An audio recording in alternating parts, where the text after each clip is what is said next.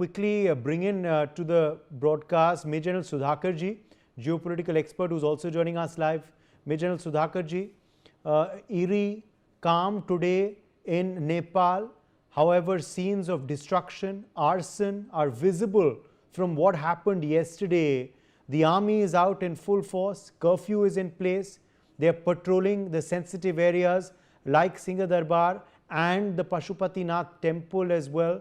What do you make of the situation? What is the way forward looking like, Major Sudhakar Ji?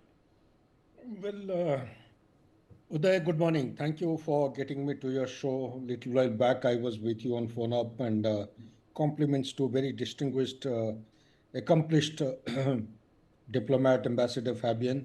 He deserves to have the last say on any subject because of his intellectual depth. Now, coming to the comments on your question, I would say that it's a welcome development. Peace and normalcy should always be welcome to any country, any region, any place which has gone through the turmoil of carnage and rampage of their own people. It is the people of Nepal who went berserk. So they were out of control. So while there is a requirement to carry out some kind of a genuine and sincere investigation to narrow down, because I am of the opinion that these apps which are banned are basically the symptom. The disease has to be found out. They have been lingering on for quite some time, and they have found a trigger, and the trigger cannot be so intense and so volcanic that it goes berserk and volatility spreads like wildfire. Such kind of unrest has not been seen even in Tunisia. If I take my mind back to 2011, it was not the way it unfolded in Nepal. So we need to find out. It is a neighbor and which has got geographic contiguity with India, with open border. It has got border shared by how many, 4, 5 states of India, and there is a free flow of people. People to people contact is intense. Their people are serving in India. Our people are there in Nepal. Plus, we are aware of the fact there is a strategic rivalry taking place between international stakeholders inside Nepal. Despite the economic downturn, the unemployment problem, which is shot beyond, I think, 19%, GDP being what it is, there are youth of Nepal who are scouting around for employment outside. We all know how they are being laid off by multinational companies in the leading economies. It's not that easy to get employment. Plus, China is all out trying to make deeper inroads into Nepal in form of Confucius Institute.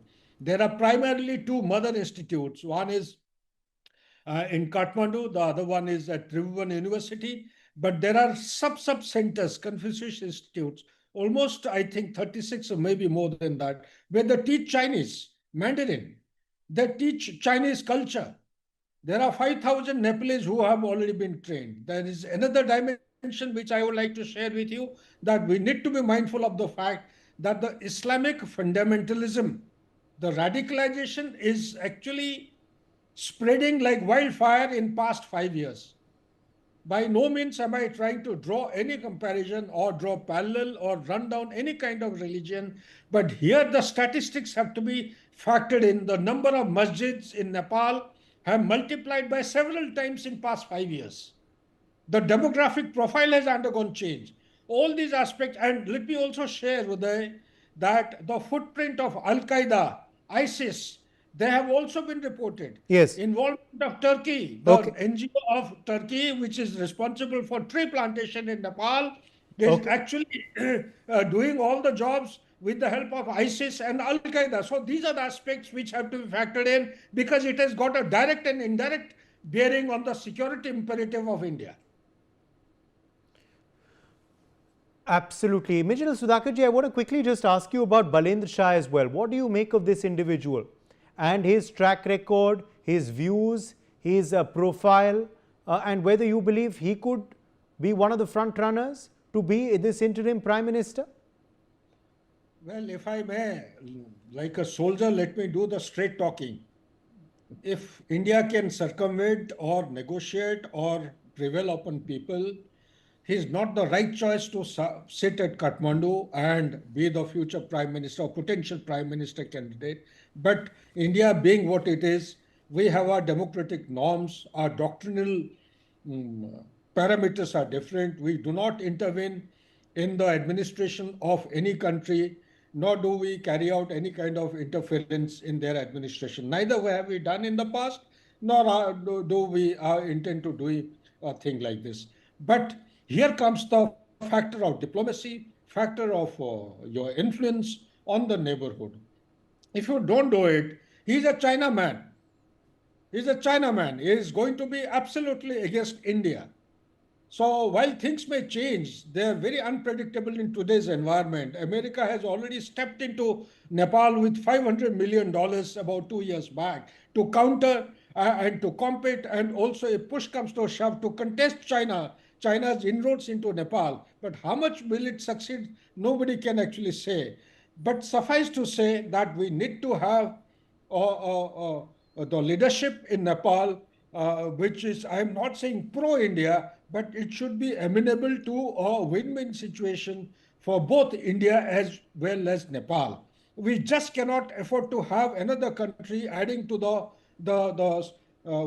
ring of fire, or be part of the strategic encirclement which China has been successfully able to implement in past couple of years around India. Last but not the least, Uday, this was well known. It is not a new thing that has happened. When Maldives things started happening, we were being told about India out campaign about to break out in Bangladesh. Bangladesh being what it is today and adjoining in proximity of Myanmar, we knew that something is Okay. round the corner in Okay. Nepal. Okay. Let me, in fact, also tell our viewers a bit more, of course, about how the